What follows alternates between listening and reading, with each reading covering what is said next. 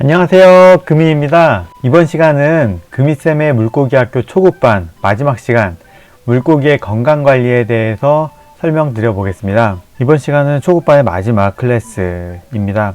학습 목표를 이렇게 정해 보았습니다. 물고기의 건강 상태를 확인하고 이상 징후 발견 시 대처해 나갈 수 있다, 이렇게 정해 보았고요. 목차입니다. 건강 악화의 원인은 어떠한 것들이 있는지, 그리고 그런 건강 악화된 유형과 제품들은 어떤 게 있는지, 소금욕을 들어보셨는지 모르겠어요. 소금욕의 효과라든지 소금욕의 방법들을 살펴보도록 하겠습니다. 건강 악화의 원인인데요. 국립수산과학원에 좀 오픈된 자료들을 좀 참고를 했습니다. 먼저 첫 번째, 사육환경 악화입니다. 사육환경 악화에는 수질 악화, 수질 급변, 수질이 갑자기 변했다는 뜻이죠. 그러면서 생리적인 장애가 생긴 것들, 과밀, 너무 작은 공간에 너무 많은 물고기들을 사육한 경우 좀 스트레스를 받거나, 또는 과식 또는 사료 변질에 의한 소화관 장애, 또 선별 또는 이동, 또 유통 과정에서 또 다치는 경우들, 또 싸워서 다치는 경우들, 그런 외상을 입은 경우, 그런 경우들이 있겠고요. 그렇게 사육 환경이 악화가 되면 어체 저항력이 떨어집니다. 뭔가 사람으로 치면 면역력이 떨어진다든지 회복력이 좀 떨어진다든지, 또 장수한 경우에 사람이든 모든 동물들이 장수하게 되면 그런 저항력이 좀 떨어지게 되는데, 물고기도 좀 사육 환경이 악화가 되면 어체 저항력이 떨어지는 그런 상황으로도 이어질 수 있겠습니다. 그렇게 몸이 약해진 틈을 틈타 가지고 병원성이 강한 병원체가 감염이 되는 그런 경우로 이어질 겁니다. 그렇게 해서 순환고리를 갖는 경우도 있겠고요. 때로는 각각 독립적으로 영향을 주는 경우도 있겠습니다. 수질 악화의 대표적인 형태인 거죠. 물잡이 초기에 물고기를 데려와 가지고 아직 한 달이 채 안 됐을 때 물고기가 아파요, 물고기가 이상해요, 멍 때려요, 이런 이야기들을 종종 많이 하는데요. 신수조 증후군이라고도 부릅니다. 암모니아 중독, 아질산 중독 상황에 놓여 가지고 급격히 상태가 악화되는 경우들이 있는데요. 이런 경우 수질 악화라고 보시면 되겠습니다. 수질 급변, 성급한 물맛댐의 경우들이 있을 수 있는데요. 네, 물맛댐 방법은 설명을 좀 드리겠습니다. 물맛댐 방법은 이렇게 생물봉투에다가 물고기를 데려왔을 때 물 위에 이렇게 둥둥 띄웁니다. 둥둥 띄워서 온도를 맞추거든요. 그걸 온도 맞댐이라고 부르곤 합니다. 온도 맞댐, 온도를 맞댄다 해가지고 온도 맞댐이라고 부르는데요. 물 맞댐 하면 온도 맞댐만 한다고 착각하시는 분들이 계시는데, 이 물 맞댐에서 가장 중요한 건 온도 맞댐도 있지만 pH를 맞춰주는 것도 있습니다. 그래서 좀 놓으면서 놓자마자 좀 봉투를 열어가지고, 수온이 맞은 다음에 봉투를 열어서 30% 가량, 이 물에 한 30% 되는 양을, 정확히 맞춘다기보다는 30% 정도, 3분의 1 정도 추가를 한다라고 보시면 되겠고요. 한 10분 정도 지나서 또 30%, 또 10분 정도 지나서 또 30%, 점점 물량이 늘어나죠. 이렇게 물량이 점점 늘어났습니다. 이렇게 한 다음에 생물만 꺼내는 것, 이 부분이 중요합니다. 왜 생물만 꺼내냐? 이 물에는 어떤 병균이나 충이 있을지 모르거든요. 물론 검역 과정을 거쳤을 수 있지만 어떤 충이나 균이 있을지 모르니까 생물만 건져내고, 다 건져냈잖아요. 지금 다 건져냈으니까 이 물은 세면대나 하수구에 버리는 그런 모습이 바로 물맛댐 과정이라고 보시면 되겠습니다. 물맛댐 한번 설명드려 보았고요. 과밀사육을 하게 되면 여러 가지 문제점들이 있을 수 있는데, 첫 번째는 과밀사육하면 스트레스를 받는다는 이야기도 있고요. 저는 그것보다는 영양 공급의 불균형이 이루어지는 것도 있는 것 같아요. 먹이 경쟁에서 밀리는 물고기들은 좀 도태가 되기도 하고, 또는 그 제시기에 좀 더 클 수가 있는데 너무 좀 작게 커버리는 그런 경우들도 있으니까 적당한 환경에서 키우는 게 좋다라고 말씀을 드리고 싶고요. 적정 사육 환경은 다른 클래스에 설명드려서 여기에서 좀 생략을 하겠습니다. 궁금하신 분들은 어항에 관련한 그 클래스, 아마 두 번째 클래스, 세 번째 클래스였던 걸로 기억해요. 네. 과식 또는 사료 변질도 원인이 된다고 합니다. 지금 일본식 사료들이 많이 있는데, 일본에서는 히카리라는 브랜드가 좀 유명한 것 같더라고요. 우리나라에도 굉장히 많이 유통되는데, 이 제품들은 우리나라에서는 잘 유통되지 않는 좀 특별한 사료들인 것 같습니다. 네, 또 선별 과정에서, 선별이라는 거는 특정 형질에 집중해서 골라나가는 작업들을 말하는데요. 또는 이동할 때 유통 과정에서 또 뜰채로 뜰면서 외상을 입기도 하고, 또 물고기들끼리 싸우면서 상처를 입기도 하겠습니다. 어체 저항력의 저하. 제가 마땅한 사진이 없어가지고 약간 멍 때리는 듯한 그런 물고기 사진을 가져왔는데, 어떻게 좀 멍 때리는 것 같나요? 네, 좀 물고기가 스트레스 상황에 놓이면 수질이 악화되거나 스트레스 상황에 놓이면 좀 멍 때리고 행동도 하지 않고 먹이를 줘도 반응이 없는 그런 모습들을 보이는데, 좀 뭔가 상태가 안 좋아졌다라고 보시면 되겠습니다. 여기 같은 경우에는 지금 막 동면을 마친 난주금붕어입니다. 여기 보시면은 검정색으로 변했어요. 금붕어 같은 경우에는 시기별로 이름들이 조금 달라요. 처음 태어났을 때는 아주 작은 바늘같이 생겼다고 해가지고 침자라고 부르고요. 좀 더 크면 이제 청자라고 해가지고 약간 푸르스름한 빛깔의 물고기가 됩니다. 청자. 그 다음에 좀 더 진해져가지고 멜라닌 색소가 좀 진해져가지고 흑자라고 부릅니다. 흑자 다음에는 호독이라고 불러가지고 얼룩덜룩, 호랑이 무늬라고도 할 수 있는 얼룩덜룩 그런 무늬로 바뀌고요. 그렇게 색깔이 완전히 끝나고 나면 본연의 뭐 홍백이라든지 또는 홍색이라든지 또는 백색이라든지 또는 여러 가지 다양한 무늬 형태로 나오는데, 한번 그렇게 색깔을 마무리하고 나서는 다시 검정 색깔로 돌아가지 않습니다. 그럼 이렇게 검정 색깔로 돌아가는 건 왜 그러느냐? 물고기의 스트레스 상황에 놓이면 뭐 금붕어뿐만이 아니라 구피 등 또 베타도 마찬가지고 스트레스 상황에 놓이면 멜라닌 색소가 보통 이제 한 점의 형태로 뭉쳐 있는데 이게 쫙 세포 내에서 퍼져 버리는 거예요. 그럼 퍼졌기 때문에 검정색으로 보이는 거거든요. 뭐 이렇게 스트레스 상황에 놓였다라고 보시면 되는데, 심한 정도가 아니라 그러면 사육 환경만 좀 정상적으로 개선해 주면 이런 흑반들은 좀 사라진다라고 이해하시면 되겠습니다. 물고기의 체표면에는 점액질로 둘러져 있습니다. 그런데 좀 스트레스 상황에 놓이거나 그러면 점액의 분비량이 좀 늘어나곤 해요. 그러다가 좀 너덜너덜해지면 안쪽에 있는 약간 피맛이 풍긴다고 할까요? 피맛이 풍기는지 다른 물고기들이 이게 먹이로 인식을 해가지고 와서 쪼아 먹기도 합니다. 그러면 상처가 좀 깊어지기도 하고요. 지금 사진 속 금붕어 같은 경우에는 백운병이라고도 불리기도 하는 그런 점액이 조금씩 바깥으로 노단한 형태라고 볼 수 있겠습니다. 백전병하고는 좀 다르다고 보시면 될 것 같아요. 전염성과 비전염성으로도 나눌 수 있겠는데요. 비전염성부터 이야기를 드리면 방금까지 이야기 드렸던 그런 환경성의 문제 또는 영양성의 문제 또는 뭐 배가 홀쭉해진다거나 또 마르거나 또 상처를 입거나 그런 것들이 이 안에 해당될 수 있겠고요. 전염성 질병으로는 세균성, 곰팡이성, 기생충성, 바이러스 이런 내용들이 있겠습니다.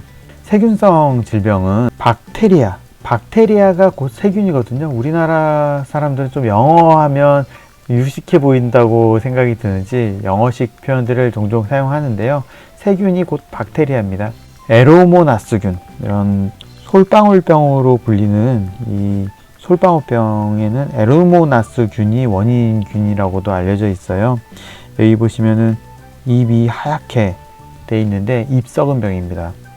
눈이 하얗게 변한 안구백탁, 이런 것들은 세균성 질병에 해당된다. 다음에 곰팡이성 질병, 지금 몸에 솜털 같이 이렇게 난 경우 곰팡이성 질병, 입에 솜털 같이 났네요. 이런 것들은 곰팡이에 의한 질병이다. 기생충성 질병, 기생충에 의한 것들이에요. 무리, 이런 게 무리이고요. 지금 요거 보신 게 답벌레, 백전병으로 불리는 이 질병도 백점충이라는 기생충성 질병에 의한 질병들입니다. 마지막으로 바이러스, 바이러스는 우리가 가정 환경에서 어떻게 할 수가 없는 것 같아요. 지금 우리가 코로나 바이러스만 하더라도 전 인류가 굉장히 고통받고 있는데요. 일부 바이러스들은 백신을 개발해 가지고 치료까지도 이어지겠지만, 우리가 물고기에 해당되는 바이러스들은 일단 가정 환경에서는 어떻게 해결할 수 없다라고 보시면 되겠습니다. 이게 아까 말씀을 드렸던 입썩은병, 입썩은병에 해당되는 그런 질병 상황이고요. 치료 기간도 상당히 길더라고요. 한 달 정도 걸렸던 것 같습니다. 지금 이 난주 같은 경우에는 안구백탁도 보이고 몸에는 곰팡이성 질병도 보이고 있습니다. 지금 제가 키웠던 물고기들 사진들을 가져왔어요. 이 난주 같은 경우에는 청문 난주인데, 이쪽에 보시면은 백전병 초기라고 보시면 되겠고요. 이거는 좀 말기 상황입니다. 지느러미도 굉장히 많이 상했고요. 그리고 이쪽에 보시면은 백전병의 상황도 굉장히 악화가 된, 그래서 물고기도 굉장히 어체 저항력도 굉장히 떨어진 그런 모습으로 보여집니다. 여기 보시면은 제가 야생에서 물고기를 한번 채집해 온 경우가 있거든요. 채집해 왔더니 그 물고기로부터 이런 답벌레가 잔뜩 생겼던 적이 있습니다. 지금 사진에 다 잡히진 않는데 반대편도 그렇고 곳곳에 답벌레가 있어가지고 하나하나 뽑아줬던 그런 기억이 나는데요. 야생에서 물고기를 채집해오고 넣게 되는 경우에는 꼭 반드시 검역 과정을 거치시라는 말씀을 드리고 싶습니다. 이런 세균성 질병에는 관상어를 판매하고 있는 수족관에서 다양한 제품들이 유통되고 있는데요. 항생제, 이런 세균성 질병에는 항생제가 쓰여집니다. 항생제는 뭘 하는 거냐? 바로 세균을 죽이는 역할들을 해요. 세포벽 합성을 저해한다든지 또 그런 형태로 다양하게 항생제 종류마다 다양한 형태로 세균들을 공격하게 됩니다. 여기서 주의사항이 있습니다. 항생제의 주의사항은 바로 항생제에 세균들이 내성을 갖게 된다는 건데요. 내성을 가지면 무적 세균이 됩니다. 슈퍼박테리아가 돼가지고 그 항생제가 다시는 듣지 않을 수가 있어요. 사람 같은 경우에는 소아과에 가면 항생제 처방을 잘 하지 않습니다. 우리가 정말 심각한 질병에 걸렸을 때 그에 맞는 항생제를 써야 되는데 항생제를 다 써버리고 나면 이미 세균이 내성이 돼가지고 내가 정작 치료를 해야 될 때 항생제가 듣지 않는 그런 상황들도 있거든요. 그래서 사람한테서도 항생제 사용을 굉장히 신중히 하거든요. 물고기도 마찬가지로 항생제를 너무 남용을 하게 되면 내성이 생겨가지고 그 항생제가 듣지 않을 수도 있다. 이런 것 좀 염두에 두시고요. 설파제 계열 항생제에서는 설파PC가 있고 니트로퓨란 계열 항생제로는 일제 엘바진이 있는데, 이건 우리나라 수산식품에는 사용을 엄격히 금하고 있습니다. 이유는 1급 발암물질로 규정을 했기 때문인데요. 일부 수족관에서는 관상어 용도로는 좀 유통이 되고 있더라고요. 그건 좀 참고하시고요. 절대 수산용 먹는 식품엔 사용하시면 안 되겠습니다. 메디슨 B, 이 네이처팜이라는 곳에서 나오는 이 제품들은 수산질병관리사께서 직접 처방 제조하는 그런 약품으로 보시면 되겠습니다. 멜라픽스는 API에서 유통하고 있는 제품인데요. 그 자연 유래 성분으로 멜라카오 오일 이런 성분으로 만든 자연 유래 성분의 그 항생제, 항박테리아 제품이라고 보시면 되겠습니다. 곰팡이성 질병에는 백전병 약으로도 알려져 있는 메틸렌블루, 이 안에도 메틸렌블루가 들어있어요. 또는 자연 유래 성분인 피마픽스, 이런 내용, 이런 제품들이 사용이 된다라고 보시면 되겠습니다. 기생충성 질병. 기생충성 질병에는 프라지판텔이 효과가 좋다라고 알려지면서 프라지판텔을 찾는 분들이 계시는데, 이 메디슨 5가 프라지판텔이 포함된 제품이다 라고 보시면 되겠고요. 여기 글자가 잘 안 보이시죠? 파라가드는 큐프라민과 같이 시켐사에서 나오는 제품입니다. 큐프라민. 황산동은 굉장히 좀 위험한 성분이라 가지고 정량을 투여하시는 게 굉장히 중요하다고 되어 있습니다. 제 블로그에도 큐프라민 정량이 어떻게 되어 있는지 제가 번역해서 설명해 두었으니까 궁금한 점이 있으시면 제 블로그에 오신다든지 아니면 엑스퍼트에 상담을 걸어 주시면 제가 설명해 드리겠습니다. 소금욕에 대해서 설명드리겠습니다. 소금욕 FAQ 좀 담아봤는데요. 민물고기를 소금물에 담그면 죽지 않나요? 라고 하실 수 있을 것 같아요. 저도 처음에 소금욕이라는 이야기를 듣고 굉장히 깜짝 놀랐었습니다. 당연히 민물고기인데 소금물에 넣으면 죽지 않나? 이렇게 생각을 했는데, 이렇게 보시면 될 것 같아요.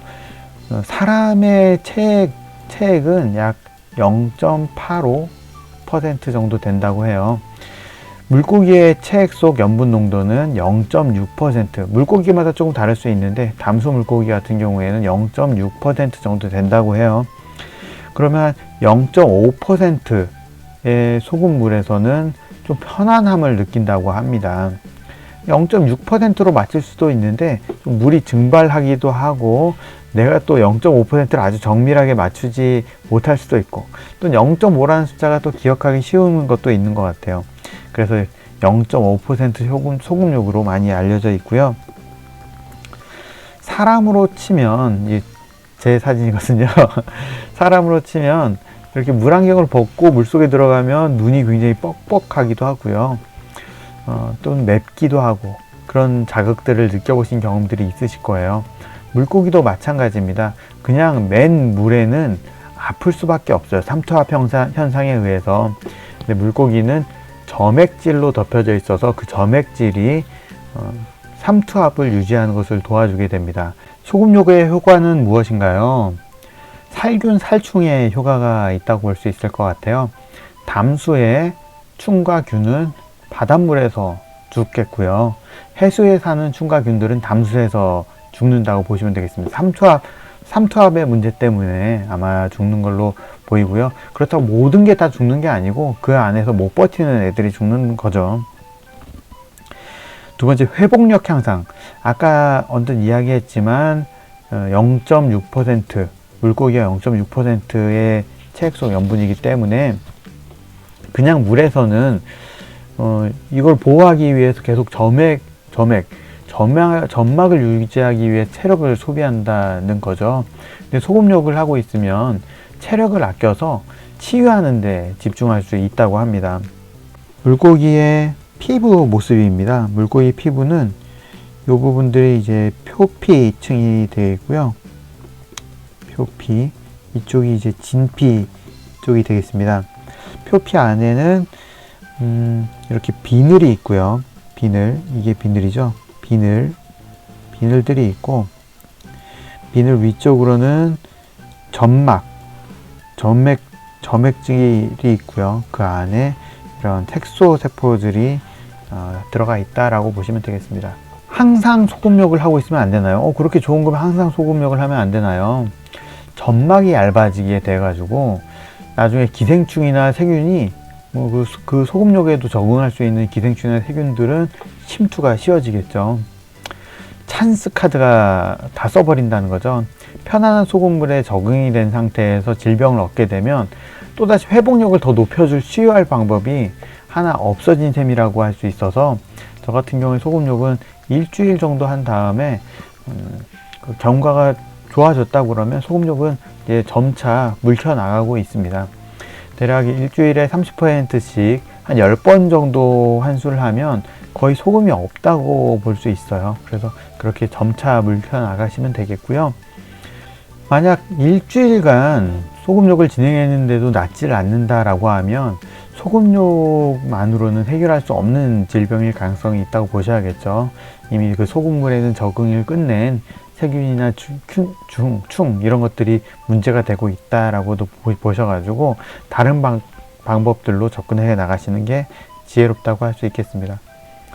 이 물고기 같은 경우는 외상을 입었네요. 외상을 입었다면 거기가 굉장히 따끔따끔 하겠죠.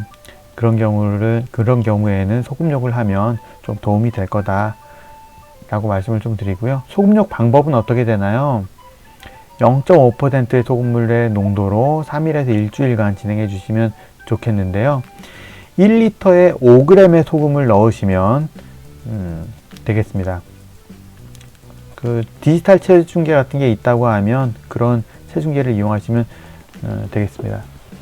저울이죠. 디지털 저울. 급여량은 좀 줄여주시는 게 좋습니다.